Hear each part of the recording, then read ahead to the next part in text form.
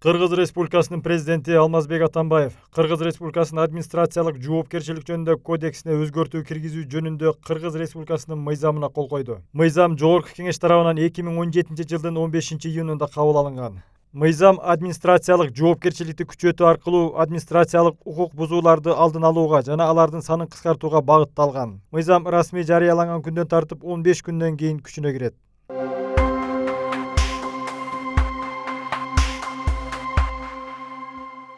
Борбордук шайлоо комиссиясынын төрайымынын орун басары Абдыжапар Бекматов эгер премьер-министр Сооронбай Жээнбеков президенттикке өтпөй калса кайрадан эле өкмөт башчысы болуп иштей аларын билдирди. Анын айтымында мындай мүмкүнчүлүк өкмөт тууралуу мыйзамда жазылган. Ал эми башка кандидат Өмүрбек Бабанов бүгүнкү маалыматында Жээнбеков шайлоого байланыштуу премьер-министр кызматын тапшырып берип, башкалар менен бирдей шартта катышышы керек деп эсептерин билдирген.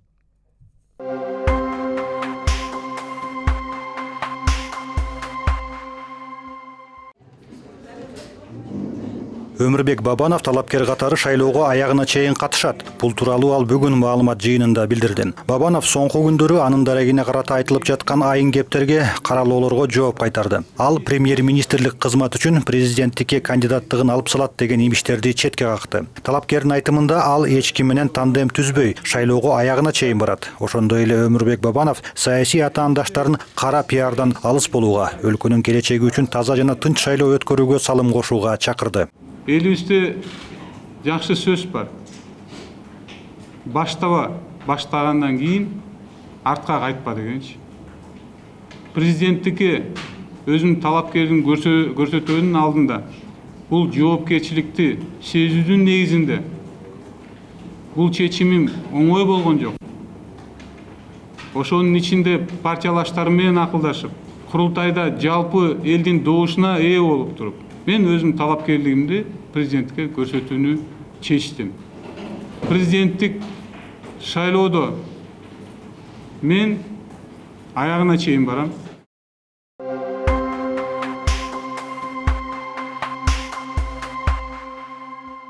Ал эми Жогорку Кеңештин төрагасы Чыныбай Турсунбеков президенттик шайлоого барбай турганын журналисттерге билдирди. 15-июлда өткөн КСДПнын съездинде Турсунбеков президенттикке шайлоого катышуу ниети бар экенин айткан эле. Ал мындай чечимди көптөгөн саясий серепчилер жана кеңешчилер менен сүйлөшкөндөн кийин кабыл алган. Президенттик шайлоого барсам, көпчүлүктүн шайын оодарып, маселе жаратарымды жакшы түшүндүм. Менин кызматым өлкөнүн туруктуулугу үчүн маанилүү экенин билип, өз ишмердигимди уланта берүүнү чечтим, деди ал. Турсунбеков өз сөзүндө саясий күчтөрдүн консолидациясына ишенерин баса белгиледи. Ал ошондой эле президенттикке баруу ниети жер-жерлерде тарапташтардын сунушунан улам болгонун кошумчалады. Борбордук шайлоо комиссиясынын 30-июлга карата берген маалыматына ылайык, президенттикке талапкерлигин көрсөткөндөрдүн саны 52 кишиге жетти.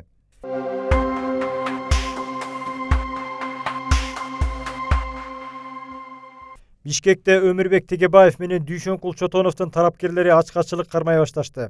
Атамекен партиясынын штабында башталган акцияга азыр 4 адам катышууда. Алар бийликке президент Алмазбек Атамбаевга кайрылып саясий куугунтукту токтоткула деген талапты коюуда. Өмүрбек Тегебаевдин күнөөсүн аныктай албай жатып, ага кылмыш үстүнөн кармалган адамдай мамиле кылышууда. Тегебаевдин адамдык укугун болуп көрбөгөндөй тебелешти. Мындай ыпластыкка кыргыз жана эл аралык коомчулуктун көңүл буруусу үчүн ачкачылык жарыялоого аргасыз болуп жатышат деп билдирди тарапкерлердин бири Жакшылык Бердибек уулу. 5 айдан бери УКМКнын тергөө абагында камалып жаткан Атамекен партиясынын лидери Өмүрбек Текебаев менен экс-министр Дүйшөнкул Чотонов Мегаком компаниясына байланыштуу орус жаранынан ири суммада пара алган деп айыпталууда.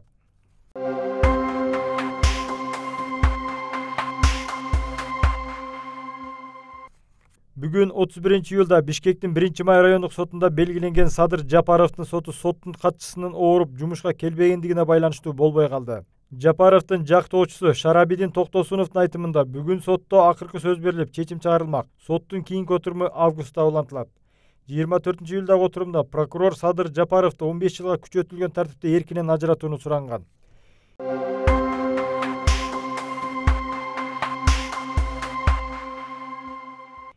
Эл аралык Сапат билим берүү мекемесинин окуучусу Кыргызстандын курама командасы менен биология сабагы боюнча дүйнөлүк олимпиадада күмүш медалга ээ болду.